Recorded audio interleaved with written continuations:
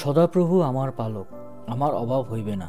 তিনি তৃণভূষিত চরণেতে আমাকে শয়ন করান, তিনি বিশ্রাম জলের ধারে ধারে আমাকে চালান। তিনি আমার প্রাণ ফিরাই আনেন, তিনি নিজ নামের জন্য আমাকে ধর্মপথে গমন করান। যখন আমি মৃত্যু ছায়ার উপত্যকা দিয়া গমন করিব, তখনও অমঙ্গলের ভয় করিব না, কেননা তুমি আমার সঙ্গে সঙ্গে আছো। তোমার পাচনি ও তোমার যষ্টি আমাকে সান্ত্বনা করে।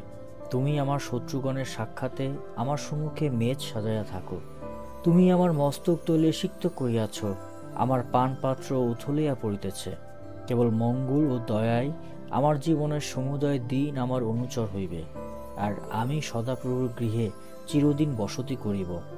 পৃথিবী ও তাহার সমস্ত বস্তু সদাপ্রভুরই, জগৎ ও তন্নিবাসীগণ তাহার, কেননা তিনি সমুদ্রগণের উপরে তাহা স্থাপন করিয়াছেন, নদীগণের উপরে তাহা দৃঢ় করিয়া রাখিয়াছেন।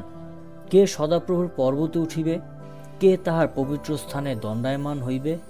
যাহার অঞ্জলি নির্দোষ ও অন্তঃকরণ বিমল, যে অলিকতার দিকে প্রাণ উত্তোলন করে নাই, ছলভাবে শপথ করে নাই, সেই সদাপ্রভু হইতে আশীর্বাদ পাইবে, আপন ত্রাণেশ্বর হইতে ধার্মিকতা পাইবে। এই তাহার অন্বেষণকারীদের বংশ। ইহারা তোমার মুখের অন্বেষী, হে যাকবের ঈশ্বর। হে পুরুদ্বার সকল, মস্তক তোলো। হে চিরন্তন কবাট সকল, উথিত হও। প্রতাপের রাজা প্রবেশ করিবেন। সেই প্রতাপের রাজা কে? পরাক্রমী ও বীর সদাপ্রভু, যুদ্ধবীর সদাপ্রভু। হে পুরুদ্বার সকল, মস্তক তোলো। হে চিরন্তন কবাট সকল, মস্তক উত্থাপন করো। প্রতাপের রাজা প্রবেশ করিবেন। সেই প্রতাপের রাজা কে? বাহিনীগণের সদাপ্রভু, তিনি প্রতাপের রাজা। সদাপ্রভু, তোমার দিকে আমি নিজ প্রাণ উত্তোলন করি। হে আমার ঈশ্বর, আমি তোমারই শরণ লইয়াছি, আমাকে লজ্জিত হইতে দিও না। আমার শত্রুগণ আমার উপরে উল্লাস না করুক। যে সকল লোক তোমার অপেক্ষা করে তাহারা লজ্জিত হইবে না। যাহারা অকারণে বিশ্বাসঘাতকতা করে তাহারাই লজ্জিত হইবে। সদাপ্রভু, তোমার পথ আমাকে জ্ঞাত করো, তোমার পন্থা সকল আমাকে বুঝাইয়া দাও। তোমার সত্যে আমাকে চালাও, আমাকে শিক্ষা দাও, কেননা তুমিই আমার ত্রাণেশ্বর। আমি সমস্ত দিন তোমার অপেক্ষায় থাকি। সদাপ্রভু, তোমার করুণা ও দয়া স্মরণ করো, কেননা উভয়ই অনাদি। আমার যৌবনের পাপ ও আমার অধর্ম সকল স্মরণ করিও না। সদাপ্রভু, তোমার মঙ্গলভাবের অনুরোধে তোমার দয়ার অনুসারে আমাকে স্মরণ করো। সদাপ্রভু মঙ্গলময় ও সরল, এই জন্য তিনি পাপীদিগকে পথ দেখান।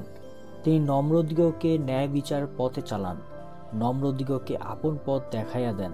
যাহারা তার নিয়ম ও সাক্ষ্য পালন করে তাহাদের পক্ষে সদাপ্রভুর সমস্ত পথ দয়া ও সত্য।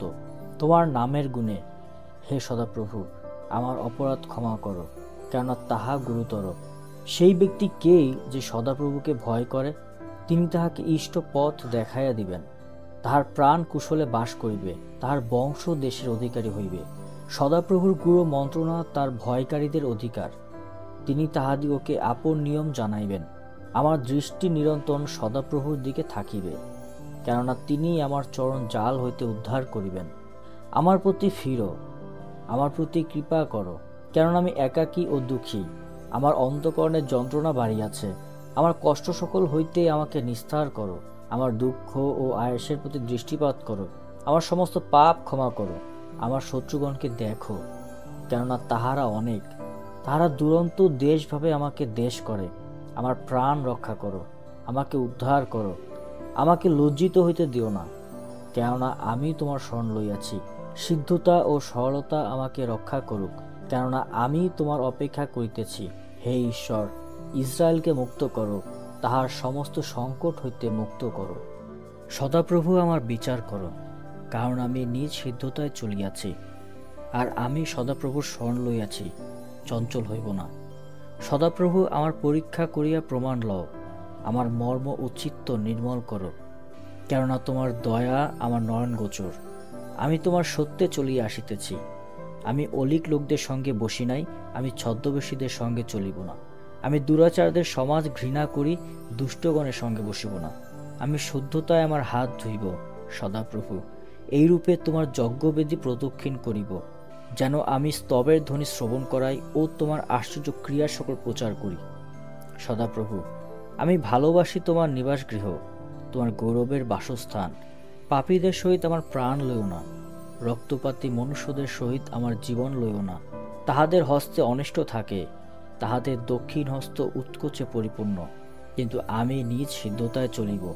আমাকে মুক্ত করো ও আমার প্রতি কৃপা করো। আমার চরণ সমভূমিতে দাঁড়াইয়াছে, আমি মণ্ডলীগণের মধ্যে সদাপ্রভুর ধন্যবাদ করিব।